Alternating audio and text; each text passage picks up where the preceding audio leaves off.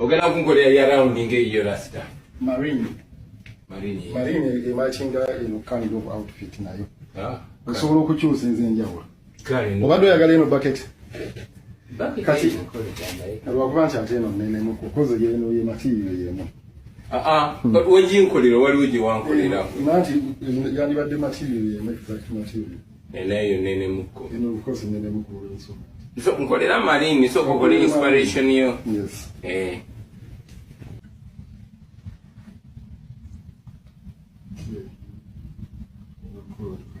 Sulo kuweka ni samples ezenjawulo. Yes sir.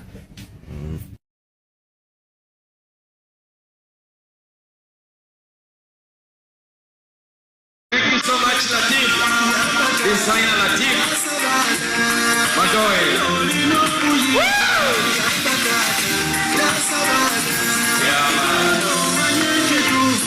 Ladies and gentlemen, the man who is going to present to us is called Latif Madoe.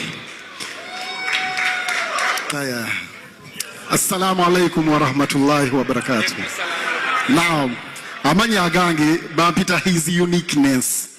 Senior Intelligent Rasta Sir Latif Madoe. Era nga ndiwa Jat. Yes, ndiwa Jat. I am from Ja Army Tailors. What you are about to witness tonight is what I call live clothing construction performance, fashion in action. Naye nga sindaba kugenda wala mpozi njagadde nsooke oba oliawo negatte ku mulamwa ogw'okukunga mpozi ne fundraise sobole okwongera ettaffaali ate era n'okwanukula omulanga. Era nga kyengenda okukola mpozi tonight njagadde nsime Mr. President sir. Mpozi ffe twamuyita dda Mr. President nga tannabona kulowooza ku politics. Era nga nze muyita Mr. President. Ffe tuli ba mukwano even before politics. Era mpozi njagadde nsime Mr. President mu presentingly kyagenda okwambala during the campaigns nga bwe mwalaba omulundi guli.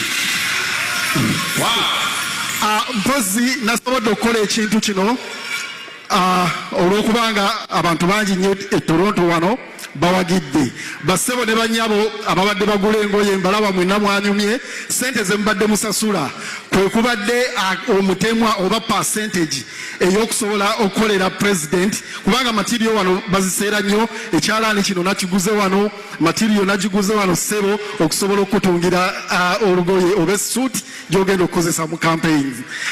Mr. DJ nja kusaba oplayinga akayimba ako omwana aleete suuti nga sinabako actingira bantu bano nyanukula omulanga.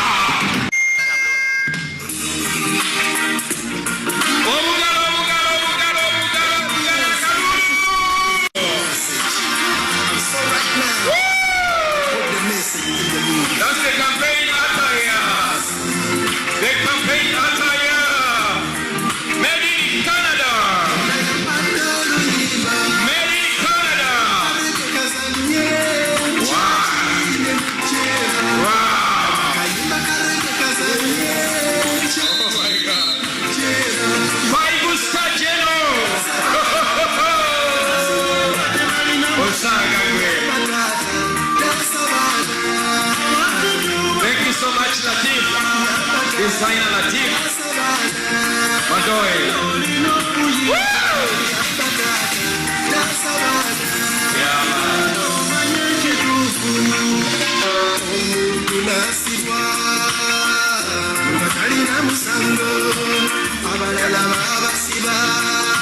Okay, he's now going to present to us.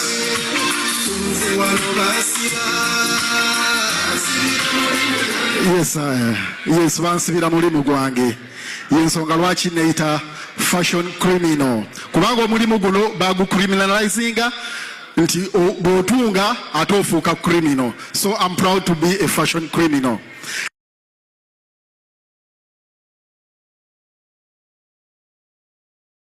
ati obambaddemu ntya katulashande anyway ye Superman omuntu waba asobola okusoma okuva mu P1 paka university mu kiro kimu you know. Nja kugamba nti omuntu aliwo okuwakanya asobola okulaba nga otambulira ku mazzi n'agamba wa ekyo kikola lwakuba nga tomanyi kuwuga. Tukkiriziganye nti gavumenti ya Museveni efubye nnyo okutukugira n'okutambula obutambuzi. Tesobola kutegeka nkuŋŋaana zaffe mu bantu okwetola eggwanga n'olumu batulumba ne ku kitebe we tubeera. Tebatukkiriza kola bye tulina kukola ate nga tuli political party empandiise mu mateeka. So bye tukola tetubikola kubanga twagala naye kubanga batulemesa okutuuka mu bantu. Nene tusaba amagezi agafuna abakandidate. Singa tusobola tulina eddembe lyaffe okola bye tulina okukola n'okuteekateeka akamyufu twandikyagadde nnyo. Naye tutambula bwe tutambula kubanga batulemeseza ne constitution yaffe empya yali streamlining engeri gye tulina okufuna mu bakandidate bagiremesa. So tukola mu ngeri ya ekiriwo kimala enkoko y'ennyindo y'enkoko kyekyenyi. Nitumanyi nti Museveni wanaavaako tujja kuba n'eddembe lyaffe. Twagala nnyo okubeera ne primaries zaffe okwetolola eggwanga kuba tulina membership nina okwetolola eggwanga ne buli lwe batulemesa nga tusala amagezi amalala. Tetujja kwogera na Museveni, tewali tteeka liriwo litufuula nti tulina okwogera ne Museveni kuba tumanyi kyatwagaza. Museveni tayogerangako na muntu ng'ayagala wabeewo enkyukakyuka oba biveemu enkwatagana ennungi. No, Museveni njogera ye oyagalayo mmeka nkuwayo mmeka ate ffe we are not for sale. So kitwayogera era kyetwogera. We are open to dialogue. We are not open for sale. Kitwogera kitwayogera nti ffe tuli open okwogeraganya n'omuntu yenna yenna ku nkyukakyuka naye ate Museveni tukimekize clear. Byenjogera mu lwatu byenjogera ne mu kyama. Ti ffe kyetwagala okuteesa naye kiri kimu. Ovaako otya tukuba jjeeke oba tetukuba jjeeke.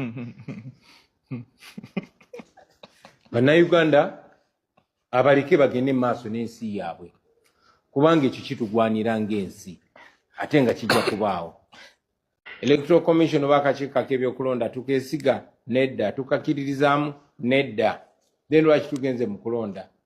Nga bwe tugenda mu kooti naye nga tumanyi nti kooti already bazi compromising adda ne tugendayo kuzambula ne kana akakiiko bwe tugenda okambula. Mwambi Abakama omulabi nga buli kimu akola Museveni kyamulagidde ne bwe kiba kiri mu bumenyi bw'amateeka ne tugenda okumukulonda okumudemystifyinga kubanga nga bwe tuwagamba bannayuganda bakikola juze Kawempe. Omuntu yenna atalina kukkiriza oba atalina bumalirivu era asobola obivaako n'atagenda mu kulonda kwe Kawempe. Ne twabagamba nti no people power esinga people in power. Amanyi g'abantu gasinga abo abantu abali mu buyinza. Era kyova olaba bwe twagendayo wakati mu kunyigirizibwa, wakati mu kuleeta emamba mu polling station, wakati mu jjati okutulugunya abantu, twamaliriza abantu balwanye ne bataasa obuwanguzi bwabwe. Kati kitwagala kikole at a national level. Kuba ne baana abatunyigiriza baleeta amagye ga district namba n'okusoobamu mu constituency y'e Kawempe naye ne tubawangula. Abaffe singono kalifube tumukola okwetolola ensi yonna. Pozi banaapangisaako n'age Kenya n'age Sudan ate era tujja bawangula.